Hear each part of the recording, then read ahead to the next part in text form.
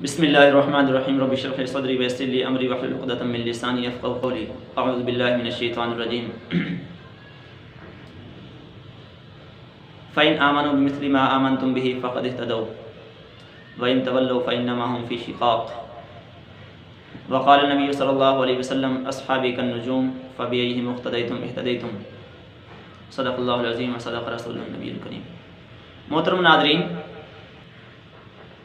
صحابہ اکرام کی مجموعی طور پر اللہ تعالیٰ نے قرآن پاک میں تعریف ہی کی ہے۔ رضی اللہ عنہم ورضوا عنہ، یقین کو کہا ہے، صحابہ اکرام کو کہا ہے۔ فَإِنْ آمَنُوا بِمِثْلِ مَا آمَنْتُمْ بِهِ فَقَدْ اهْتَدَوْا، اگر صحابہ کے بعد صحابہ اکرام کو خطاب کر کے کہا جا رہا ہے کہ اگر بعد میں آنے والے لوگ صحابہ کی طرح ایمان لائیں گے، یعنی اللہ کی ذات پر، نبی کی ذات پر اور اس کے علاوہ جتنے بھی ایمان کے اجزاء ہیں ان پر اس طرح ایمان لائیں گے تو ان کا ایمان معتبر ہوگا، قابل قبول ہوگا۔ وَإِنْ تَوَلَّوْا، اور اگر وہ اس سے روگردانی کریں گے، فَإِنَّمَا هُمْ فِي شِقَاقٍ، تو وہ سرکشی میں ہوں گے اور بدبختی میں ہوں گے۔ اور نبی پاک صلی اللہ علیہ وسلم نے فرمایا کہ میرے صحابہ ستاروں کی طرح ہیں، ان میں سے جس کی پیروی کرو گے کامیاب ہو جاؤ گے۔ میں نے ایک آدمی کو سنا، وہ تقریر کر رہا تھا اور سیدنا امیر معاویہ رضی اللہ تعالیٰ عنہ کے خلاف بہت سارے ثبوت پیش کر رہا تھا۔ کتابوں میں ثبوت ہیں، دونوں طرف کے ثبوت ہیں، یعنی حضرت امیر معاویہ رضی اللہ تعالیٰ عنہ کے حق میں بھی ہیں اور امیر معاویہ رضی اللہ تعالیٰ عنہ کے خلاف بھی ہیں۔ لیکن ہم صحابہ اکرام کا اگر آپس میں پیار اور محبت دیکھیں تو ہمیں زیادہ غالب صحابہ اکرام کی آپس میں محبت نظر آتی ہے۔ ایک طرف ہم رشتہ دیکھتے ہیں تو نبی پاک صلی اللہ تعالیٰ علیہ وسلم کے ساتھ حضرت امیر معاویہ رضی اللہ تعالیٰ عنہ کا رشتہ بڑا گہرا ہے، اور دوسری طرف ہم یہ دیکھتے ہیں کہ نبی پاک صلی اللہ علیہ وسلم کے اوپر جب وحی نازل ہوتی تو امیر معاویہ رضی اللہ تعالیٰ عنہ اس وحی کو بھی لکھتے تھے، یعنی کاتبین وحی کے اندر شمار ہوتے ہیں۔ تیسری طرف ہم دیکھتے ہیں کہ حضور صلی اللہ علیہ وسلم نے ان کو دعا بھی دی ہے اور فرمایا کہ اے اللہ امیر معاویہ کو ہادی بھی بنا اور مہدی بھی بنا، اللہم اجعلہ ہادیا مہدیہ، کہ اس کو ہادی اور مہدی بنا، اور اس کو قرآن کا فہم عطا فرما، یہ بھی دعا کے اندر شامل ہے۔ اور تیسرے نمبر پر جو حدیث پڑھی ہے کہ میرے صحابہ ستاروں کی طرح ہیں، یعنی اس میں جو بھی صحابی کے مرتبے پر فائز ہوا اور اس کے بعد وہ یعنی اس نے اسلام کو بدلا نہیں، اسلام سے نکلا نہیں، تو وہ ستاروں کی طرح ہے۔ جو اس کی پیروی کرے گا کامیاب ہوگا، فلاح پائے گا، کامیابی ملے گی، اس کو ہدایت ملے گی۔ اور دوسری طرف ہم صحابہ اکرام کا آپس میں دیکھتے ہیں تو حضرت عمر رضی اللہ تعالیٰ عنہ نے لوگوں سے کہا کہ لوگوں تم کیسر و کسریٰ کی حکومت کی اور ان کی سیاست کی باتیں کرتے ہو، تمہارے پاس امیر معاویہ ہیں، ٹھیک ہے، تو ان کی سیاست بھی ان سے کچھ کم نہیں ہے۔ مطلب یہ ہے کہ وہ چونکہ خلفائے راشدین کا زمانہ تو گزر چکا نا، اس کے بعد امیر معاویہ رضی اللہ تعالیٰ عنہ کے دور میں خلافت کا طرز بدل گیا تھا، کافی ساری انہوں نے چینجنگ کی، تبدیلیاں کی۔ اور اسی طرح ایک بخاری شریف کی حدیث ہے، حضور صلی اللہ علیہ وسلم نے فرمایا کہ جو شخص بھی، جو میری امت کا جو طبقہ، جو لشکر وہ باہری جنگ میں حصہ لے گا، اول جیش من امتی یغزون البحر فقد وجبوا، جو بھی باہری جنگ میں حصہ لے گا میری امت کا پہلا لشکر، انہوں نے اپنے اوپر جنت کو واجب کر لیا، یعنی ان کے اوپر جنت واجب ہوگی۔ تو وہ لوگ، ان لوگوں میں حضرت امیر معاویہ رضی اللہ تعالیٰ عنہ شامل ہیں کہ سب سے پہلا بحری بیڑا جو ہے امیر معاویہ رضی اللہ تعالیٰ عنہ نے بنایا ہے، تو اس وجہ سے بھی وہ اس بشارت کے مستحق ہیں۔ تو امیر معاویہ رضی اللہ تعالیٰ عنہ کی اتنی زیادہ یہ صفات ہیں۔ علمی اعتبار سے حضرت عبداللہ بن عباس رضی اللہ تعالیٰ عنہ کے پاس ان کا ایک غلام آیا، اس نے کہا، حضرت قریب، انہوں نے کہا کہ امیر معاویہ ایک وطر پڑھتے ہیں اور آپ ہمیں 3 وطروں کا کہتے ہیں کہ 3 وطر پڑھو۔ تو انہوں نے کہا کہ امیر معاویہ جو ہیں وہ ہم میں بہت بڑے عالم ہیں، ان کے ساتھ ہم مناظرہ نہیں کر سکتے، ان کو چھوڑ دو آپ۔ تو امیر معاویہ رضی اللہ تعالیٰ عنہ کے علم کی تعریف کی۔ اور اسی طرح البدایہ والنہایہ اور ابن کثیر میں ہے کہ حضرت عبداللہ بن عباس رضی اللہ تعالیٰ عنہ فرماتے ہیں ما رأیت اخلق للملک من معاویہ، کہ میں امیر معاویہ سے زیادہ بادشاہت کا مستحق اور لائق کسی اور کو نہیں پاتا۔ سعد بن ابی وقاص رضی اللہ تعالیٰ عنہ جو کہ حضرت امیر معاویہ اور دوسرے حضرات کی جو لڑائیاں ہوئیں آپس میں ان کے اندر یہ غیر جانبدار رہے، تو وہ فرماتے ہیں ما رأیت احدا بعد عثمان اقضى بحق من صاحب هذا الباب، کہ حضرت عثمان رضی اللہ تعالیٰ عنہ کے بعد اور حضرت علی رضی اللہ تعالیٰ عنہ کا زمانہ جو ہے وہ بہت تھوڑا بھی ہے، اور اس میں یعنی فتوحات نہیں ہوئی، چونکہ حضرت علی رضی اللہ تعالیٰ عنہ کو جنگوں کا سامنا رہا اور دشمن کی سازشوں کا سامنا رہا، تو اس وجہ سے انہوں نے فرمایا کہ میں اس دروازے والے سے زیادہ کسی کو بادشاہت کا حقدار نہیں پاتا۔ مطلب یہ کہ حضرت علی رضی اللہ تعالیٰ عنہ کی شہادت کے بعد انہوں نے یہ جملہ ارشاد فرمایا اور کہا کہ یہ خلافت کے حقدار۔ اسی طرح علامہ ابن عبد البر وہ الاستیاب کتاب کے اندر فرماتے ہیں کہ عمر بن عبدالعزیز رحمۃ اللہ علیہ کے زمانے میں ایک آدمی نے امیر معاویہ رضی اللہ تعالیٰ عنہ کی شان میں گستاخی کی تو انہوں نے اس کے کوڑے لگوائے، اور عبداللہ بن مبارک رحمۃ اللہ علیہ ان کی شان اور ان کا جو حدیث کے اندر مرتبہ ہے ان سے کون واقف نہیں ہے؟ امام بخاری رحمۃ اللہ علیہ کے استاد ہیں اور امام ابو حنیفہ رحمۃ اللہ علیہ کے شاگرد عبداللہ بن مبارک، ان سے کسی نے پوچھا کہ عمر بن عبدالعزیز اور امیر معاویہ رضی اللہ تعالیٰ عنہ دونوں میں سے کون افضل ہے؟ تو ان کو بہت زیادہ غصہ آیا اس پر۔ اب دیکھیں سوال کیسا ہے کہ ایک طرف صحابی اور دوسری طرف تابعین میں اتنا بڑا شخص عمر بن عبدالعزیز ان کا آپس میں کمپیریزن کروا رہے ہیں، تو ان کو غصہ ہے اور انہوں نے کہا کیا تم اس چیز کا وہ آپس میں موازنہ کرنا چاہتے ہو؟ میں تو سمجھتا ہوں کہ حضور صلی اللہ علیہ وسلم کے ساتھ امیر معاویہ نے جو جہاد کیا اس جہاد کے دوران ان کی ناک میں جو مٹی گئی اس مٹی کا مقابلہ بھی کوئی تابعی یا کوئی دوسرا شخص نہیں کر سکتا، تو آپ ان دونوں کا آپس میں موازنہ کرنا چاہتے ہیں۔ اور ہم بھی یہ دیکھتے ہیں کہ جن آنکھوں نے نبی پاک صلی اللہ علیہ وسلم کو دیکھا، جن کانوں میں نبی پاک صلی اللہ علیہ وسلم کی آواز پڑی اور جن ہاتھوں نے نبی پاک صلی اللہ علیہ وسلم پر اترنے والی وحی کو لکھا، تو ان کے مقابلے ان کے بارے میں زبان کھولنا یہ اپنے ایمان کو خطرے میں ڈالنے والی بات ہے۔ صحابہ اکرام آپس میں وہ ایک دوسرے کے ساتھ ان کی رجشیں تھیں، لیکن اللہ تعالیٰ نے ان کو معاف کر دیا اور اللہ تعالیٰ نے ان کو صاف کر دیا، رضی اللہ عنہم و رضوا عنہ۔ ہمیں یہ حق نہیں پہنچتا کہ ہم ان کے بارے میں زبان کھولیں، اس لیے کہ نبی پاک صلی اللہ علیہ وسلم نے خود فرمایا، یہ بھی البدایہ والنہایہ ابن کثیر کے اندر یہ روایت ہے، نبی پاک صلی اللہ علیہ وسلم نے فرمایا کہ میرے صحابہ اور رشتہ داروں کے بارے میں جو زبان کھولے گا اور ان کو برا بھلا کہے گا اس پر اللہ تعالیٰ کی لعنت ہو۔ اللہ اللہ فی اصحابی لا تتخذوہم من بعد غرضا، کہ میرے بعد میرے صحابہ کو اپنے تانوں کا نشانہ نہ بنانا، ان کے بارے میں ڈرتے رہنا اللہ تعالیٰ سے۔ تو آپ صلی اللہ تعالیٰ علیہ وسلم نے اتنا زیادہ ڈرایا ہے۔ اب ہم روایات بھی پیش کریں تو تب بھی ہمیں فائدہ کیا ہوگا؟ سوال تو یہ ہے کہ صحابہ اکرام کے بارے میں اگر ہم تاریخ میں جو باتیں لکھی ہوئی ہیں جو لوگ پیش کرتے ہیں، محمد علی مرزا صاحب اور اس طرح کے لوگ جو ہیں وہ صحابہ اکرام کے بارے میں حضرت امیر معاویہ رضی اللہ تعالیٰ عنہ کے بارے میں دلائل پیش کرتے ہیں، تو اس کا فائدہ کس کو دیتے ہیں؟ وہ اس کا فائدہ کیا ہے؟ اس کا فائدہ وہ ایک فرقے کو پہنچا رہے ہیں اور تو کوئی فائدہ حاصل نہیں ہو رہا۔ تو یہ اتنی زیادہ روایات میں نے آپ کے سامنے۔ اور دوسری بڑی بات، حضرت علی رضی اللہ تعالیٰ عنہ کی شہادت ہوئی،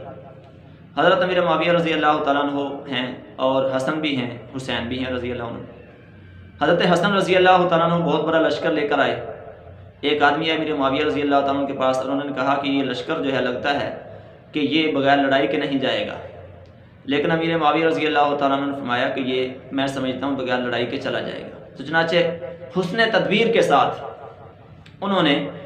تدبیر کی اور اللہ تعالیٰ نے مدد فرمائی، تو حضرت حسن رضی اللہ تعالیٰ عنہ اور ان کی صلح ہوگی آپس میں۔ تو اس کا مطلب یہ ہے کہ حضرت حسن رضی اللہ تعالیٰ عنہ امیر معاویہ رضی اللہ تعالیٰ عنہ کو حق پر سمجھتے تھے، اس لیے خاندان نبوت کے اتنے بڑے شہزادے نے ان کے ساتھ صلح کر لی۔ حضرت حسین رضی اللہ تعالیٰ عنہ امیر معاویہ رضی اللہ تعالیٰ عنہ کے زمانے میں بالکل خاموش رہے اور ان کی بیعت جاری رکھی، کوئی لڑائی نہیں کی، کوئی آواز نہیں اٹھائی۔ تو اس سے ثابت ہوتا ہے کہ صحابہ اکرام امیر معاویہ رضی اللہ تعالیٰ عنہ کو حق پر سمجھتے تھے۔ اب دوسری بات جو محمد علی مرزا نے کی ہے وہ ہے الصحابۃ کلہم عدول، اس کے بارے میں کہ صحابہ عادل ہیں۔ وہ کہتے ہیں کہ یہ جو فکرہ ہے یہ صرف حدیث کے بارے میں مانا جائے گا۔ اب میں آپ کو بتاؤں کہ 3 اس کا مفہوم ہو سکتے ہیں کہ صحابہ عادل ہیں، یعنی فاسق نہیں ہو سکتے۔ عادل کا الٹ فاسق ہی ہے نا، تو صحابہ عادل ہیں، فاسق نہیں ہو سکتے۔ اس کا ایک مطلب تو یہ ہے کہ صحابہ معصوم ہیں گناہوں سے۔ یہ تو اہل سنت والجماعت میں سے کسی کا عقیدہ نہیں ہے، کیونکہ صحابہ سے انبیاء کے بعد لوگوں سے غلطی ہو سکتی ہے، لیکن صحابہ کے بارے میں اہل سنت والجماعت کا عقیدہ یہ ہے کہ صحابہ سے غلطیاں ہوئیں لیکن اللہ تعالیٰ نے ان کو معاف کر دیا، ان کو گناہوں سے اللہ تعالیٰ نے محفوظ کر دیا۔ مطلب یہ ہے کہ ان کو معاف کر دیا اور اللہ تعالیٰ ان سے راضی ہو گیا اور وہ اللہ سے راضی ہو گیا۔ تو ایک مطلب تو یہ صحابہ معصوم ہیں، یہ مقصد، یہ مطلب اہل سنت والجماعت میں سے بھی کسی کا نہیں ہے۔ دوسرا جو اس کا مطلب ہو سکتا ہے وہ کیا ہے کہ صحابہ نعوذ باللہ فاسق ہو سکتے ہیں، نعوذ باللہ من ذالک، 100 مرتبہ نعوذ باللہ،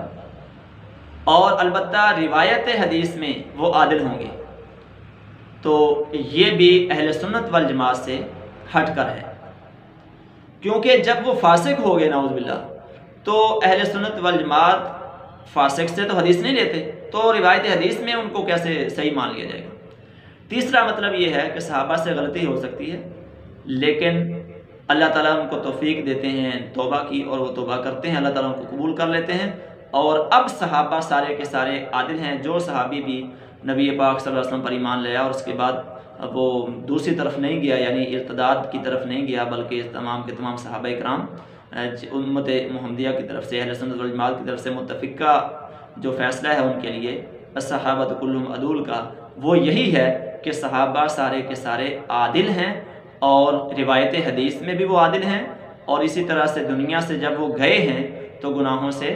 پاک ہو کر گئے ہیں، اللہ تعالیٰ نے ان کو بخش دیا ہے۔ یہ صحابہ کے بارے میں اہل سنت والجماعت کا عقیدہ ہے، اور اس سے جو ہٹ کر ہوگا وہ اہل سنت والجماعت سے ہٹا ہوا ہوگا۔ اب انہوں نے ایک ریفرنس پیش کیا، وہ جرمنی کا کوئی محقق، انہوں نے کہا کہ اس نے کہا ہے کہ ہمارے علاقے میں امیر معاویہ کے مجسمے لگنے چاہیے، کیونکہ اگر امیر معاویہ نہ ہوتے تو اسلام پوری دنیا میں پھیل جاتا، ہمارا مذہب ہی نہ بچتا، نہ عیسائی بچتے نہ یہودی بچتے۔ تو اب وہ اس کو پیش کر رہے ہیں، اور وہ ساتھ کہہ رہے ہیں کہ انہوں نے مسلمانوں کی تعریف کی ہے، اور وہ کہتے ہیں کہ عام طور پر جو عیسائی یا یہودی مسلمانوں کی تعریف کرے تو وہ سمجھتے ہیں کہ یہ بھی کسی مقصد کے لیے ہی وہ کر رہا ہے تعریف۔ تو اب میں اس کو تعریف سمجھوں امیر معاویہ رضی اللہ تعالیٰ عنہ کے، اسلام کی تعریف سمجھوں یا کیا سمجھوں؟ جیسا کہ ایک لطیفہ بھی ہے کہ ایک آدمی نے درزی کو سوٹ دیا، اور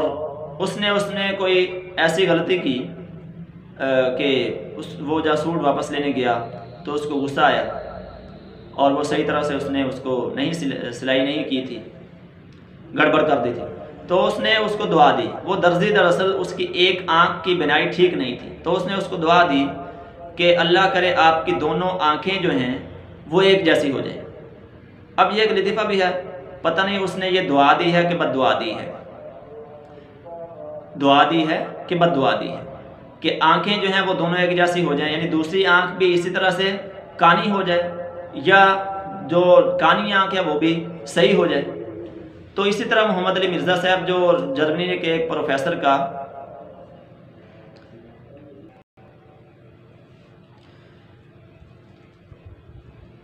ہم بات کر رہے تھے،